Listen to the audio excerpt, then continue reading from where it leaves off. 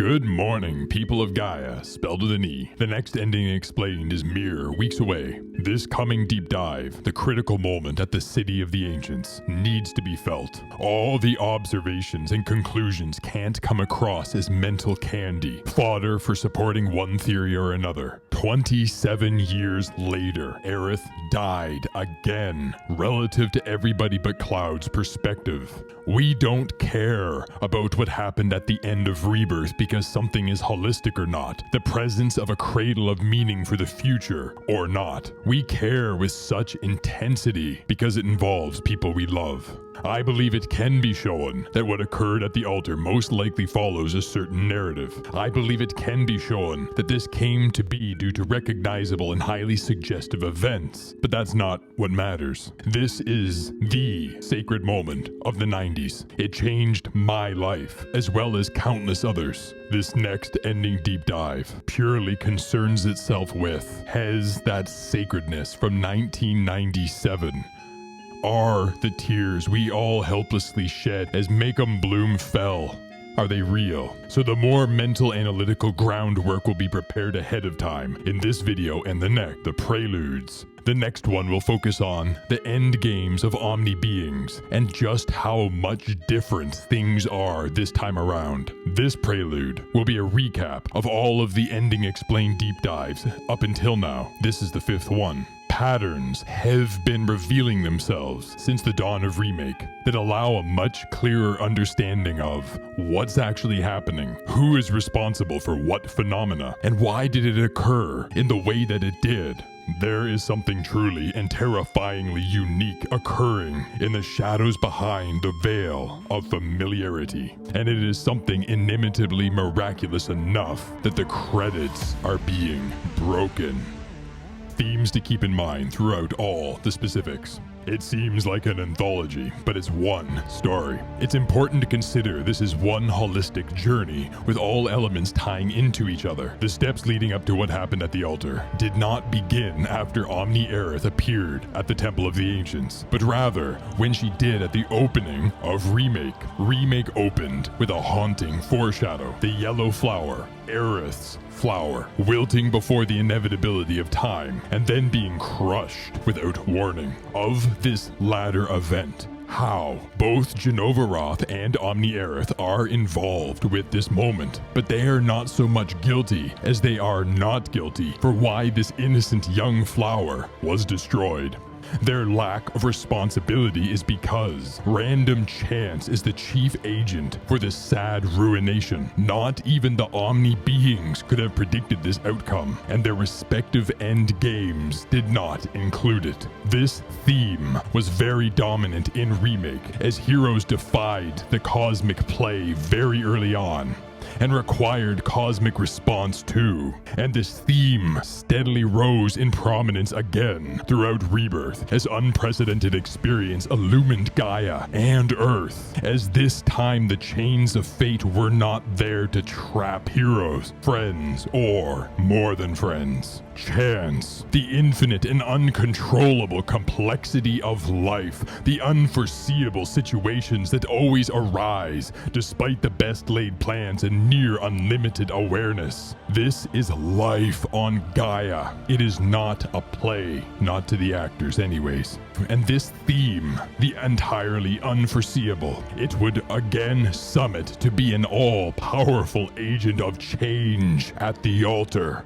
Familiarity is the impenetrable fog of obfuscation. The opening of Remake was so similar to Final Fantasy VII, yet there were stark alterations that could have immediately told us something extremely different was about to unfold. The creepy music with the bird, the dying yellow flowers. Sector 6 has fallen. If we weren't seeing everything through the goggles of 97, these oddities would have prepared us for Chapter 2, when Sephiroth appears in a burning Nibelheim, and immediately to follow, aggressive translucent black ghosts inexplicably appear. Likewise, the tumultuous steps to the City of the Ancients. Aside from things occurring in a separate timeline world, it feels like a trip back to the last millennium. That sleeping forest, where both Sephiroth and Aerith appear, and again the flower seller disappears into a white fog, seemingly to her tragic end.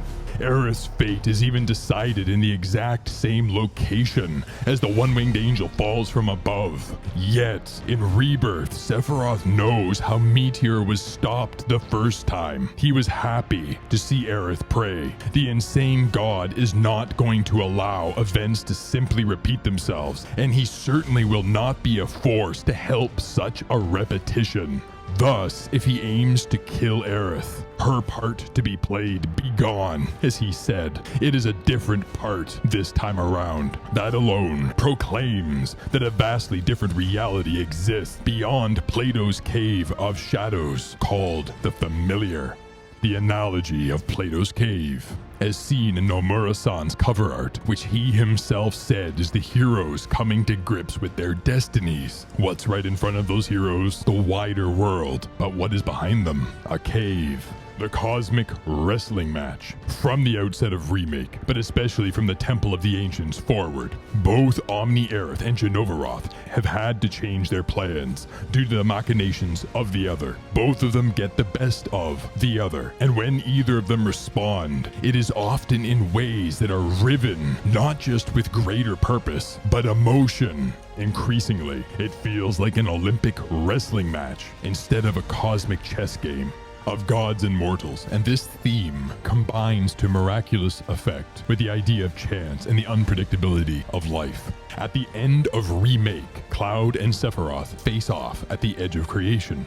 In the Ultimania, there is a visual and written description of how this iconic scene was expressed with life. In the Ultimania, it states that Sephiroth bears the burden, that is the phraseology, the burden of the universe of death, and Cloud bears the burden of the universe of creation. We do not wholly know all what that means. Likely no one, not even Minerva, does. But undoubtedly, both Omni beings are aware of this reality, and as such, their final end games include this hard truth. And the final theme, I will only touch upon this one, because it'll be explored in far more depth in the next Prelude. The ultimate preciousness of life. All versions of Sephiroth want to live. All versions of Aerith, including Omni Aerith or Aeris, want to live, to experience in a body. Imagine the type of emotional conundrum that might cause when before you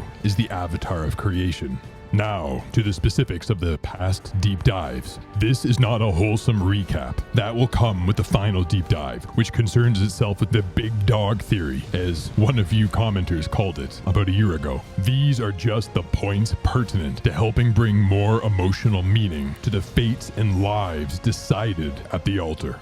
Deep Dive 1, the Dark God strikes back. Omni Aerith appears, and we, the cosmic audience, can witness this with the green glow and the variance in her voice. After this moment, Aerith, with Rebirth's memories, is unfortunately prepared to die. Before this moment, she seemed to want to live and experience life, to have experiences unlike her childhood. This dichotomy is part of the plight of being a mortal with cosmic responsibilities. A brutal existence that she is not alone in. Outside the temple, Cloud begins to demonstrate an inexplicable rising awareness that at times is more perceptive than he has ever been. Jenovaroth shows that their power over Cloud is absolute in this instant. However, the Insane One, even with the whispers and all his transcendent power, is unable to touch the real black materia as this deathly globe falls right through his hand. The Dark God commands Cloud to touch it and give it back to him. Moments later, after Cloud has touched this forebear, this primogenitor of the end, Sephiroth is able to hold it. What exactly did Cloud do here? This avatar of creation. The dawn of the final chapter picks up with a wounded Sang, insane Hojo, and curious Rufus over Midgar. But this is not the Midgar of Remake, as Sector 6 has not fallen. This observation is only important at all relative to the fates decided at the altar, because it is a daunting reminder here in the opening of the final chapter that no matter how familiar, things are not what they seem. Deep Dive 2, It's Been Fun. The Rainbow Effect. The manifestation of raw creation. Rainbow is uniformly the symbol of the creation of something meaningfully new. However, this meaning earned comes from an as of yet unknown cosmic perspective, undoubtedly one that is tied with those cogs and multiversal clock that only love can destroy. Rainbow is creation, literally and metaphorically. And under certain circumstances, this rainbow can result in the extraordinary. With Zack, it creates whole worlds. Once Jenovaroth dominates one of the robed men of Midgar, he converges with the church and runs into an unforeseen obstacle. Zack Fair, a powerful nemesis. The Insane One overcomes the unforeseen challenge of Zack being on those steps by abusing the whispers to send him into the in-between. This abusive reaction will be the hallmark of things not going to the Insane God's plan for the rest of Rebirth. Whenever the Black Whispers appear to directly overcome whatever is unfolding, it means something has happened that Jenovaroth did not foresee, much like that crushed yellow flower.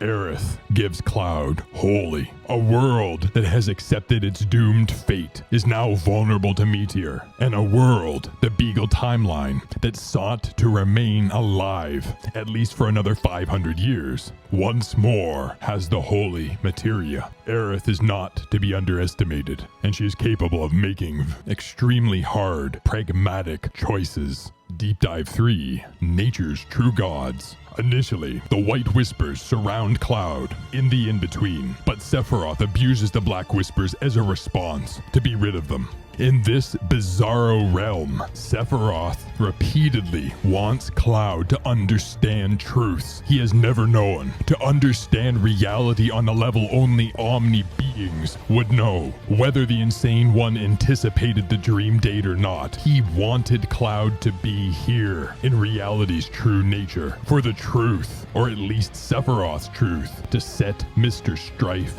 free, like a sorcerer and his apprentice. And what are some of those truths? All worlds are memories, including the Beagle timeline, and all worlds exist in the present now. There is no linear causal time between worlds, and all worlds can only be conjured and experienced from the rainbow of creation. At no point did Sephiroth ever bring into effect a world without creation. Hitting much closer to home, Cloud now knows that Zack and Biggs still live, but they do so in other worlds. This is quite odd considering that Jenovaroth knows what happened in Final Fantasy VII at the Northern Crater. What is the conclusion that Cloud's going to draw if Sephiroth shows Nibelheim with Zack? We'll have to find out, but my guess is Cloud's saying something to the effect of, that was another world, not this one. Something is very, very different this time around, and Sephiroth knows it. Jenovaroth destroys a whole memory world and consumes it. He also forces two worlds together, which causes Gaia to scream. In this horror, we observe the black horizontal bar static rip apart not just people, but reality itself. The very fabric, the ether, something that has been synonymous with Jenovaroth since the dawn of Rebirth. The black horizontal bar static. We now know what it means. As we observe it, it is the wretched exposition of two realities unnaturally overlapping due to Jenovaroth's exerted influence, meaning that whenever you witness it, it is Jenovaroth who is responsible for whatever it is you're witnessing. This will allow a volcano, an earthquake, a tsunami of sad realization at the altar, as we will be exploring in that deep dive. Watashi Sephiroth, the Insane One, shows a future memory that may or may not come to pass, as is out of focus, riven with static. Cloud as a robed man at the Northern Crater, which did not happen in Final Fantasy VII. However, Cloud refuses this, eliciting from the Insane God a statement about Cloud needing a little push. We, the cosmic audience, believe we know what that little push is going to be, due to familiarity. But as events would come to demonstrate, yet we know only enough for that knowledge to be dangerous. Finally, and erupting with peculiarity, Cloud receives a verbal blessing from the Dark God, whatever that could mean. Why ever Jenovaroth would want to do that? On the surface, it seems, at least, to be an act of empowerment. The last walk of 27 years. Sephiroth did not prepare for Holy return to the Beagle timeline, and this palpably upsets him. This means he'll either have to change his plans or get rid of Holy. He initially chooses the latter, abusing the whispers. Again, that pattern that something is not going to plan, and he does not succeed. He fails. Reality dominated by darkness gives way to reality dominated by light. This visualization helps understand why Sephiroth reacts emotionally the way he does at certain points at the altar. Cloud gives Aerith Holy of his own volition. She does not even ask for it, allowing completely his free will. Unlike Jenovaroth at the temple, who sees the power of free will as a part to be played. In fact, until now, the only instance of Aerith or Omni not allowing free will is that of allowing Cloud to stop her sacrifice. But back to this moment, why didn't Aerith just transport this prodigal materia that would be largely responsible for saving the Beagle timeline? Why not bring it here herself? Perhaps for the same reason Jenovaroth could not touch the black materia until Cloud did, or should I say, until the avatar of creation did. The plot thickens. Aerith leaves for the altar, but the question remains why. She knows her dying would threaten Cloud's sanity, and she soon demonstrates she is very much willing to protect his sanity at all costs. Explanation would come. Cloud is now demonstrating not only unprecedented awareness, seeing things that only Nanakai can also see, much like the final scene, but his understanding of reality is vaster and more accurate than anyone who isn't Omni. Aerith and Sephiroth's truth is setting him free. This is vitally important to remember for the critical moment, as in the Japanese version, Cloud tells a prostrate flower seller to wait for him. Odd phraseology. And then Eureka! Nanakai calls Meteor the end. And in Remake, it seems he was about to do the same. This is an answer to a 4-year-old question on all of our minds. Now we have context for what Ore Sephiroth was talking about at the edge of creation. 7 seconds until the end. 7 seconds until Meteor. It seems that Meteor is something cosmically destined before a god and Nanakai's people, with or without the chains of fate. This aligns with why Ore Sephiroth believes destiny still must be beaten, even after the fall of the Harbinger. Jenovaroth states that reunion has begun as worlds merge, and we can immediately witness a physical manifestation of what this means, as for the first time in all Final Fantasy continuities, all Gaias, while in the space-time of a world, i.e. not in a hyperplane, like the Temple of the Ancients or Singularity, Jenovaroth has one wing, and it sprouts exactly when he says, when worlds merge. We are observing the accuracy of his understanding of reality. The reunion of memories and worlds has demonstrably begun. What this means, though, for the critical moment, is that all that happens after this point, including the altar, aren't an attempt to start reunion, but rather to affect it. The planet-threatening event of reunion. It is too late to stop. Remember the words of that 2015 commercial. Reunion was one of those words. Jenovaroth consumes Meteor and all whispers attached to it again. But the end is something both Nanakai and Ore Sephiroth firmly believe are unavoidably in the future. And it is Jenovaroth who is the one who summoned Meteor originally. So why do they now consume it? Holy was never part of his plans. He said so with a rare show of emotion. This world is not vulnerable to Meteor anymore. Aerith knew what she was doing. White Whispers fight the heroes, which is more than a little strange since the heroes were at the altar in 97. Trying to figure out why is difficult to do, as we don't wholly know who the White Whispers flow from. They have Aerith's abilities and are frequently seen with her. Yet, if assessed, it states that the White Whispers oppose those who resist the inevitable. That is definitely not Omni Aerith's endgame, as she helped bring down the chains of fate at Destiny's crossroads. Though the White Whispers are one with Aerith and respond to her will, much as the Black Whispers could respond to Cloud's will, the White Whispers almost certainly call Gaia their master, not her, just as the Black ones call Sephiroth their master, not Cloud. So these algorithmic enforcers, in so serving Gaia in the way that the assess materia says they do, they should see the heroes as following familiar footsteps, and yet they don't. Something is extremely divergent this time around in 2024. So different that the White Whispers would go against their own base programming to stop it. What is it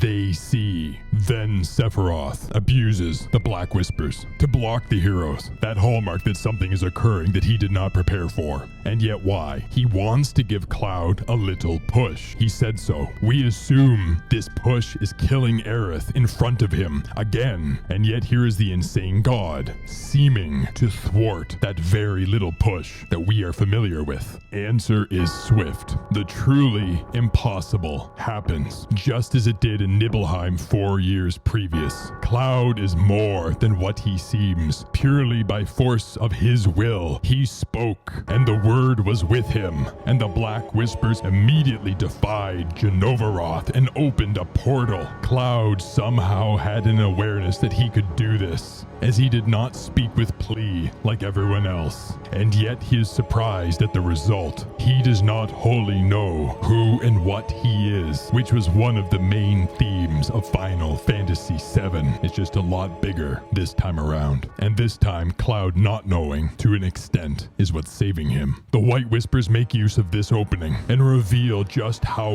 wrong and different this situation is despite the familiarity. They mass around Aerith. Whispers only ever mass like this are relevant to color if they are trying to critically affect something, usually as a response. Initially, they don't even fight Cloud. But why? There is nothing about Aerith from our perspective, and the events seem to be following the same tragic footsteps as 97. Cloud being at her side is what happened back then, as is her being horribly murdered, and Jenovaroth being the murderer, as is Cloud falling into despair that would last well into Advent Children as a result. What are the White Whispers so concerned about? And whatever it is that concerns them, why did Aerith not see it? Or perhaps she did and marched into it anyways. She is capable of making hard, pragmatic decisions, whatever the end games are of these Omni beings, who fundamentally just want to live, and live without these puppet strings, whether it's called Jenova, Shinra, Destiny, whatever, from controlling them and or the people they love. Whatever their end games are, Cloud did not care. The avatar of creation repeats doing the impossible, the utterly unforeseeable, fighting his way through all Whispers combined. The cosmic forces of good and evil opposed him. This means that both Sephiroth and Gaia each see something in Cloud being at the altar that is a greater threat from their individual perspectives than each other. Their reasoning is undoubtedly different. Jenovaroth is a transcendent dark god, and the White Whispers are a barely sentient algorithm. But how they see the threat of Cloud defending someone he loves unified them, and it didn't matter. The avatar of creation, blessed by gods, is too strong. Sephiroth abuses the Whispers one last time, not to repeat Destiny, as he hates Destiny, but because things are not going to plan. And what better way to give Cloud an impromptu little push than to force him to be the executioner? Of note is that at the Temple of the Ancients, Jenovaroth crushed Cloud's mind effortlessly. Though the reason was not fear, there is a reason that both Gaia and Jenovaroth did not want Cloud to look up after 27 years. In summation, the key ideas from all of this is 1. Nobody has the whole picture. Not even Jenovaroth could predict the crushing of a flower, let alone that his own blessing of the avatar of creation would grant him so much strength. Likewise, with all of the love and energy that Aerith and Omni pour into the same mortal man. 2. Whenever you see the whispers, something is not going to Jenovaroth's plan. 3. The horizontal black bar static is an intentional manifestation of Jenovaroth. And then 4. The cosmic wrestling match. Once Cloud went through that portal, whatever each Omni being's end games were, after reacting to each other's actions, these universal machinations that date back to before a black bird flew towards the city of Mako, they did not include Cloud being at Aerith's side to at least try to save her. And that is Prelude 1. Imagination, adventurers. Until next time, I bid thee adieu.